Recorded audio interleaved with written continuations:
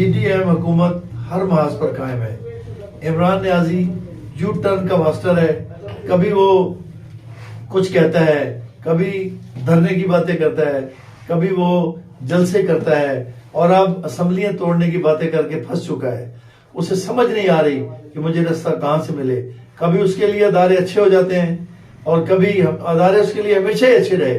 अदारों ने उसे हर जगह पर उसको असेंबली में चाहे अदम एतमाद का वोट हो, कोई भी काम हो, वो इस बात को तस्लीम कर चुका है। अदारे उसका सपोर्ट करते थे, अब अदारों के पीछे लगा हुआ है। अब अदारे का एक सरबराह, साबिक सरबराह जो है वो बहुत बुरा है और आने वालों को जो है वो पुकार रहा है।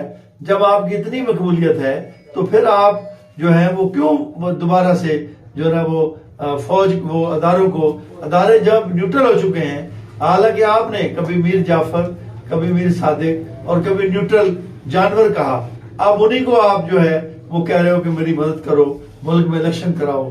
खान साहब, आपकी गलतफहमी दूर हो जाएगी। जब इलेक्शन होंगे तो उसके नतायज आपको पागल कर देंगे। पागल तो आप पहले ही हैं।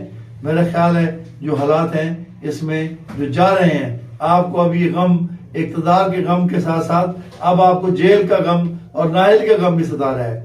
आप वो वक्त भूल गए जब आपने मियां मोहम्मद नवाज शरीफ को उसकी बेटी के साथ अपनी वो जब बीवी को बिस्तरे मर्ग पर छोड़कर जेल में यहाँ आ गया और आपने उनको गिरफ्तार कर लिया, उन पर कैद बंद रखी, उनको खाने बंद कर दिए, उनको सुलू पर पॉइजन दिया और फिर दोबारा जमानत होने के बाद मरियम बीबी को आपने उसके बाप के सामने उसको गिरफ्तार कर दिया। मियां साहब परेशान रहे। उनकी बेगम मोहतरमा कलसूम नवाज साहबा का जब इंतकाल हुआ तो उन्होंने कोशिश की कि मुझे किसी सूरत भी मेरी बात करा दी जाए, लेकिन आपकी वजह से सुप्रीडेंट जेल उस वक्त का रो बड़ा कहने लगा, मियां साहब मेरी नौकरी का मामला है, मैं आपको फोन पर बात नहीं करा सकता। मियां साहब सख्त परेशान हुए और कहा कि अल्लाह के सुपुर्द, मैं तो जब आया था अल्लाह के सुपुर्द करके आया था।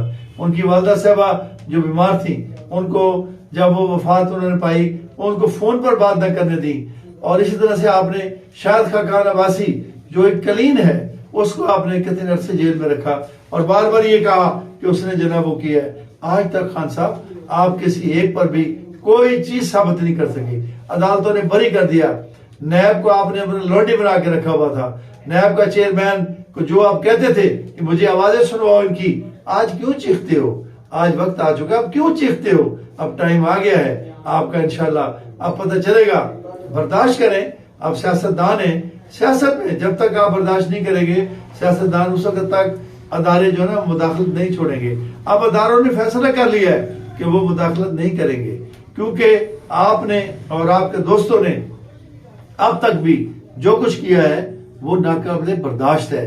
अगर आपने ये अपनी रविश ना बदली, अदारों के खिलाफ गली जबान बंद ना की, तो फिर खुदा की कसम आपको गली गली में आपके जो टाइगर बने फिरते हैं और जो आपके ये लोग हैं, इनको लोग पकड़ेंगे और लोग इनको मारेंगे।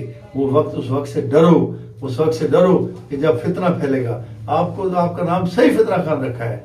दोस्तों, आज की व्लॉग में इतना ही है। हम आपसे मुलाकात करेंगे। आप हमारी जो है चैनल को सब्सक्राइब करें और बेल आइकन का बटन भी दबाएं ताकि आपको हमारी नई वीडियोस जो है वो मिल सकें। इंशाल्लाह हम आपको आइंदा जो है ना वो हल्का वाइज बताएंगे कि क्या होने वाला है और कौन कौन से हल्के में कौन कौन से उम्मीदवार हैं। अल्लाह हाफिज।